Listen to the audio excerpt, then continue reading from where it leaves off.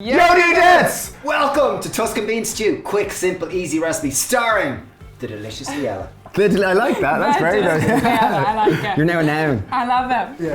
This is a recipe for a new book. It's all vegan and it's simple and quick and easy. And we're gonna make this oil-free.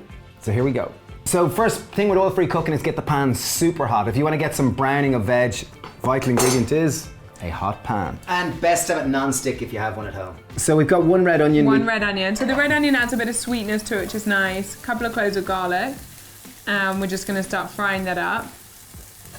So to this And we want to add a bit of rosemary and thyme to that as well. So we've got a bit of dried rosemary and thyme there. And thyme. That'll add our kind of Tuscan note. Exactly. I can smell those Tuscan hills. And if you have fresh ones, you can use that instead. Yeah, lovely. And a question for you, to this recipe, was it inspired by Tuscany in any sense? Yeah, just I think the herbs and the spices, and it's one from the deli, our deli in London, and it was so popular. Yeah, it was super popular. Simple. Just nice and simple, exactly. And so earthy. Exactly, you got your sauteed garlic and onion with rosemary and thyme, and then we have plum tomatoes, butter beans, tin tomatoes, parsnips. Or butter bean. I think in the US they call them navy, isn't it? Or they call it... I never know, I get so confused. A big fat bean that tastes real big, smooth fat, and creamy. Bean. But if you don't have those, you can use cannellini beans or something like that as well. But the butter beans, the fatness of them is really good. Yeah, I like that good butter bean.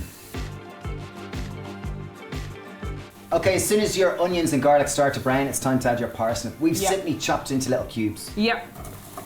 Okay, so we're gonna do a little stew these parsnips. So parsnips are gonna bring a real earthy sweetness. Parsnips are one of the sweetest of root vegetables. And add a bit of heartiness to it as well, because they've got that kind of root veg starchiness, exactly, which is really, really nice. So I got a good generous pinch of salt. That'll help release the moisture. And now what we're gonna do is put the lid on. Put the lid on. And this is traditionally called sweating. And what we're trying to do is develop the moisture from the parsnips so they'll stew in their own juice and release their sweet, gooey loveliness. And then as that starts to happen, we want to start to chop up our plum tomatoes, and then we're going to add those with some of our tin tomatoes as well. Oh, I like that.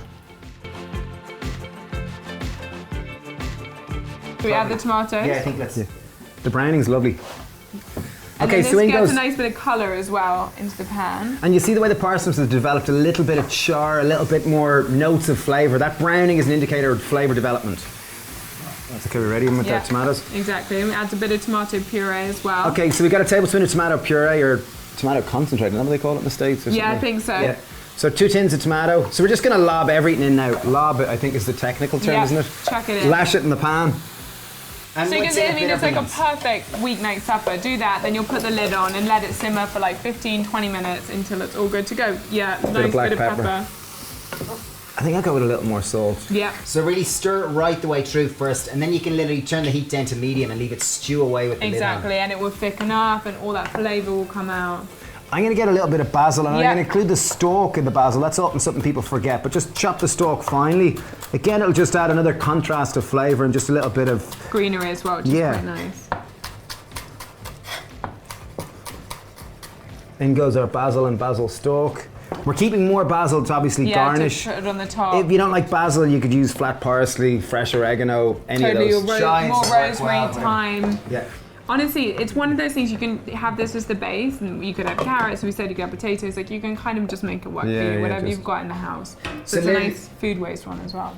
So literally put the lid on, leave it stew. When it comes to the boil, knock it down to low and leave it simmer away for 15 minutes. Yeah, and you can make a really big batch of this as well because it freezes really nicely. Oh, lovely. Okay, we left it stew for about 15 minutes and look at that! So you can serve it either with like rice or something would be nice, or you could do it in a stuffed jacket potato or jacket sweet potato. Would be yummy, yeah. That's so also make like double batch, and one night have it as a kind of ricey thing, and one night have it in a potato. And the parsnip is so sweet. This is a recipe from Ella's new book. It's 100% vegan. It's her... I always like it served with a big fadge of bread. Amazing. We do it with garlic bread in the deli, lovely. Which is really fun. A little bit of basil. We'll put a link down to all her social media things and her new book. And it's a great new book. Highly recommend checking it out. Thank you. Dudes, thanks for watching. Thank you for subscribing. Tag us if you make this recipe, and tally ho! Bye.